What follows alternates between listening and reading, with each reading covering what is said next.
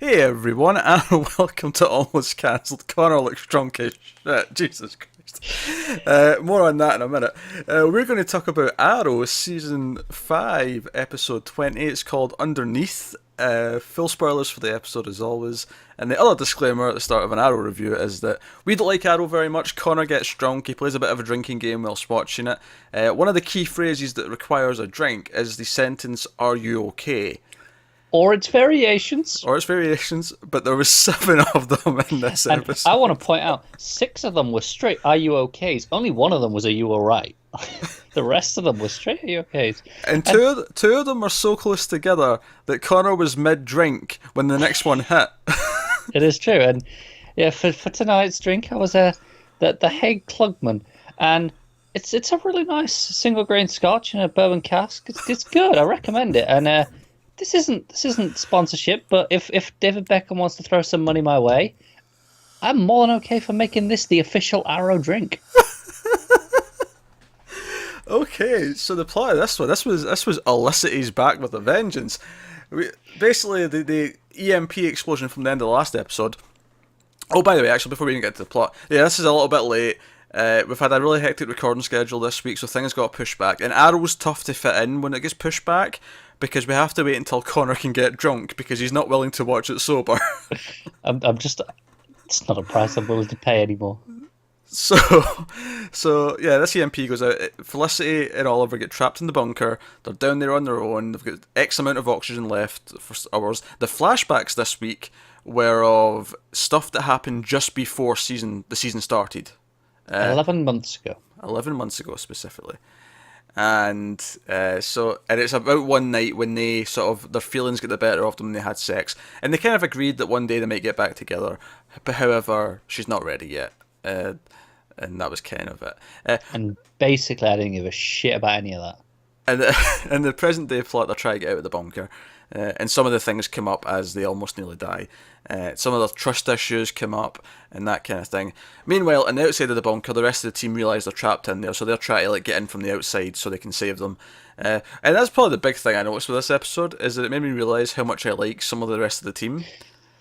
Yeah, it made me realize I hate Felicity at this point, and I was, I quite liked her for quite a while.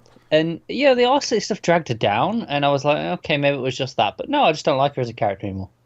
I, Mm-hmm. I don't like Oliver because he pisses me off. I love Wild Dog. I love Curtis. I love Lance. I kind of like Dinah. I mean, I don't love her yet, but she has potential. There were some fun moments. When they go to Diggle's door and Curtis yells, "Is the Diggle family?" and it goes through the peephole and it's like the three of them, Dinah, Wild Dog, and Curtis, and they're all just sort of staring at the Yeah, and peephole. Curtis is like, I definitely heard Lila yelling. Yeah, they're pretty fun. I almost want them just to kill off Felicity and Felicity, kill off both of them, and just give us these Yeah, characters. because we know, Wild Dog and Quentin, they've got a great relationship. It's a lot of fun, Yeah, yeah, but yeah. but him and Curtis too is great. Ah, Like, that is legitimately like good, fun stuff that I'd be okay yeah. if that was the show. I'd enjoy it. Them talking about the spheres, Curtis talking about this guy who helps him discover his homosexuality, and then Dinah chimes in and goes, "I and my heterosexuality." Yeah, it was some fun stuff. It was. The Diggle and Lila stuff was less so because it was just a continuation of last week, and also it was just a shittier version of the same trust argument that was happening with Felicity and Oliver. Pretty much. So, Except you actually had some other characters to offset it with some humor. oh, of course, yes.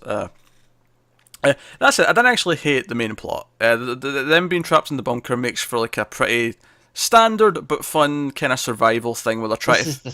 is the thing. I really love the idea of it, but I don't Yeah. think it's done that well. I typically love episodes of TV shows where they force two characters in a room and they can't get out until the end and they have to Yeah, yeah. confront their feelings. That is a great bottle episode of a show.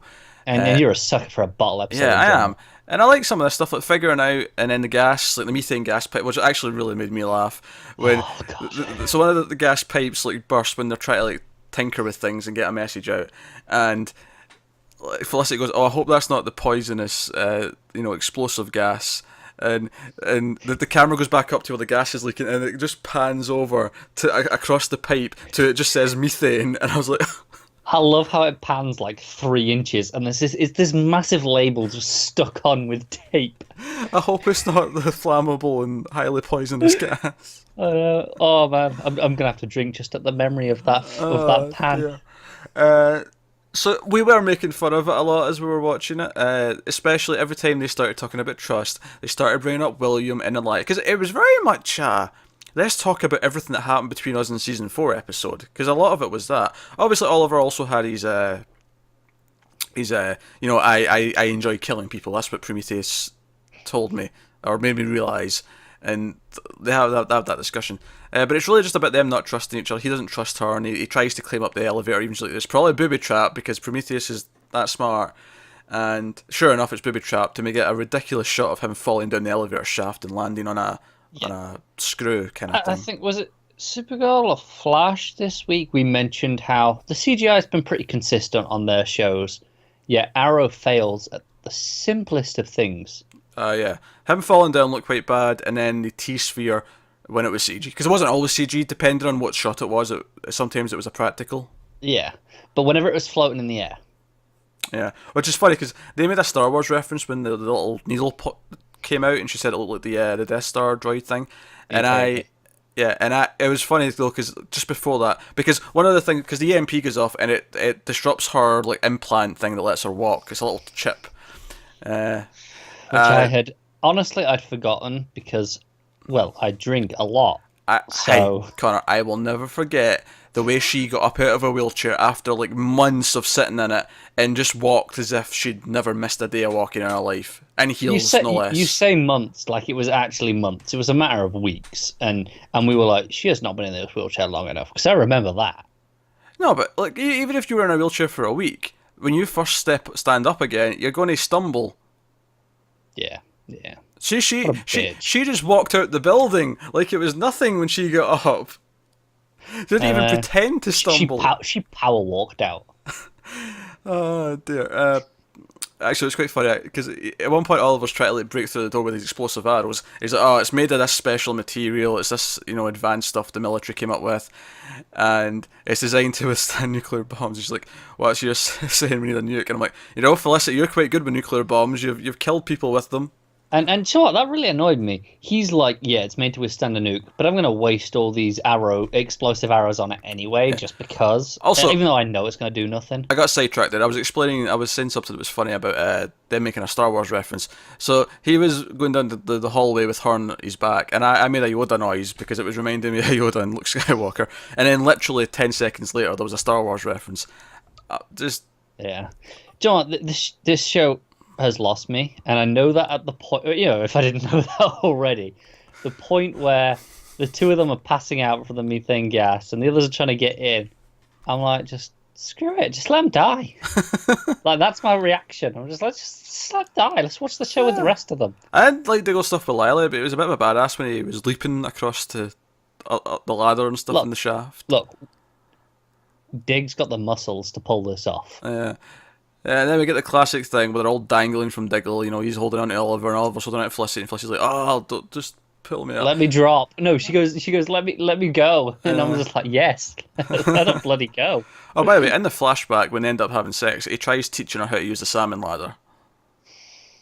Yeah, it was amusing because I joked earlier on that it was Curtis was like, as long as I don't do anything, exhausting, they'll have like 5 or 6 hours. As long as they don't exert themselves, they'll have about 5 or 6 hours.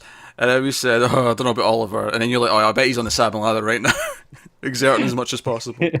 And admittedly, it was in a flashback, but just the fact that the salmon ladder was in it after God knows how long. Yeah, it's pretty funny. So yeah, they talk about trust issues, about not talking about William and her sort of walking away. And by the end of the episode, I mean, I don't know if they're necessarily going to get back together, but it seems like they're in a much more loving place because they've accepted each other. And you know what? I'll give them one bit of credit. Felicity did utter the words, "I'm a hypocrite." She said, "I'm sorry." She said, "I was wrong." These phrases all come out of her mouth in this episode. I cannot argue with that. Because even before this season, she was a giant. Actually, to be fair, it was more her mother that turned out to be the giant hypocrite in season 4.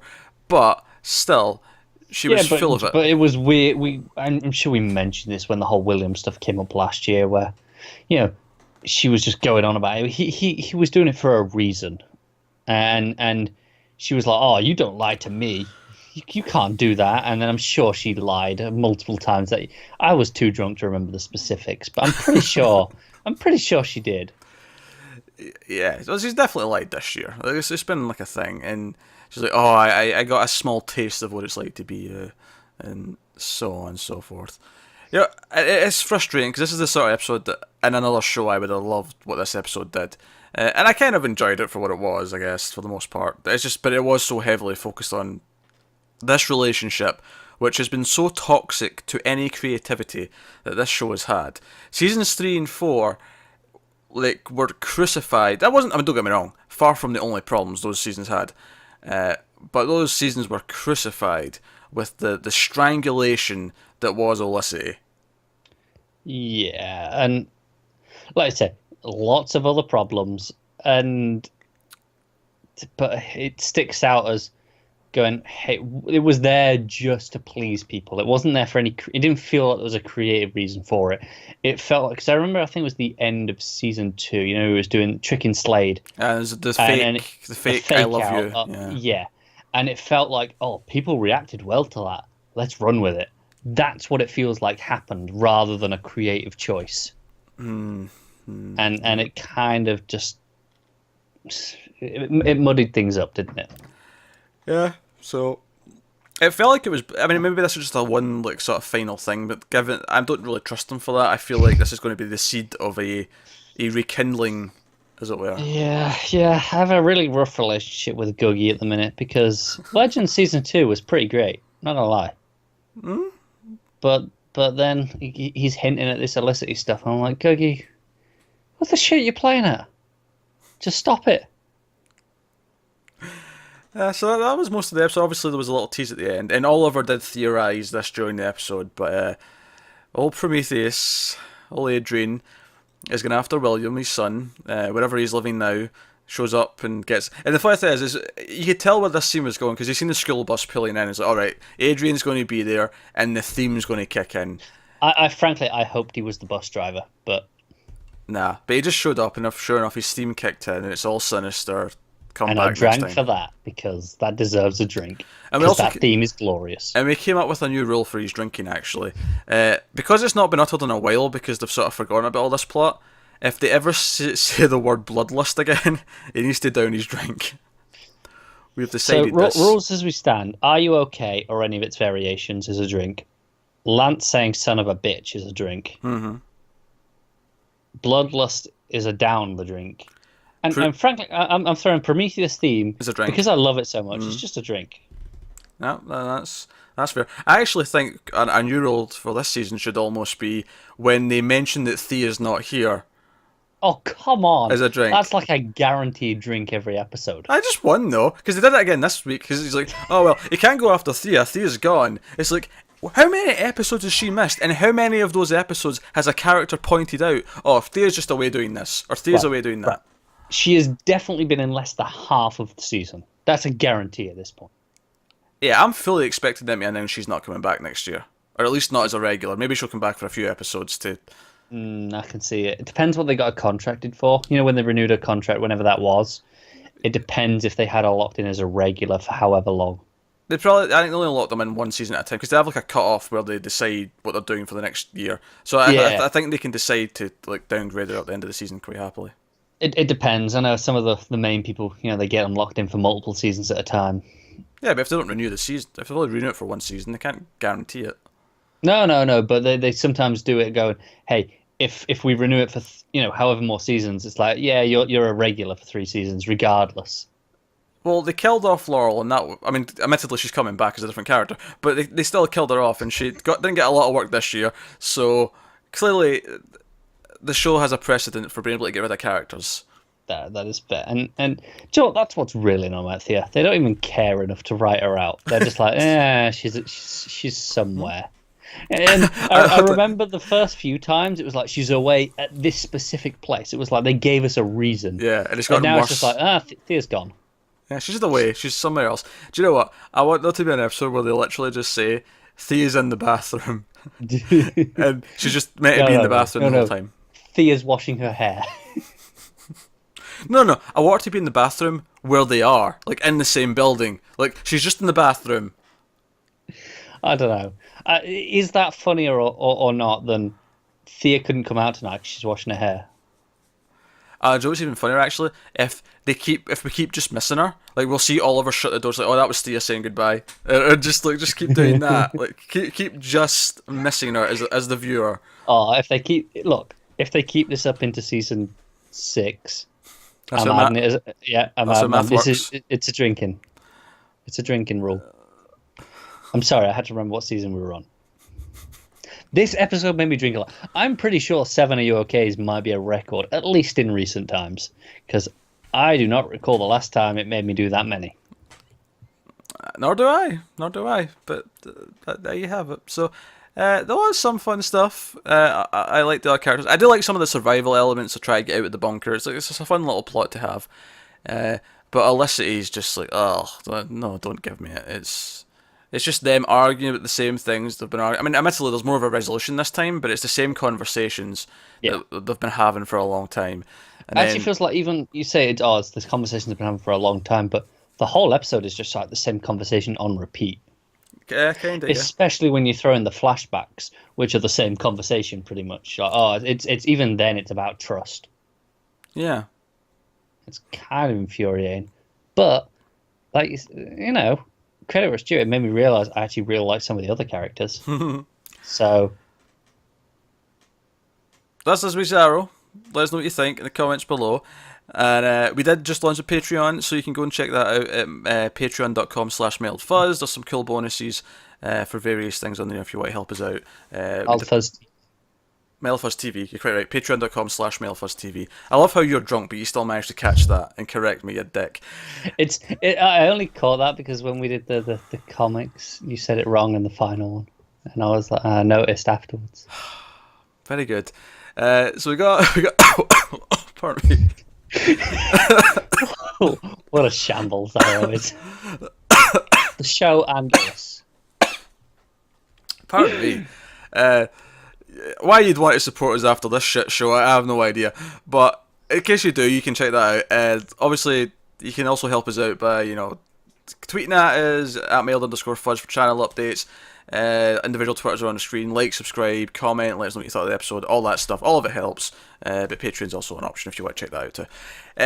But no, that's us, guys. So thank you very much for watching. Have you got any vanilla? Oh, wait a minute, actually. We need to talk about Felicity's stupid top with the buttons in the back.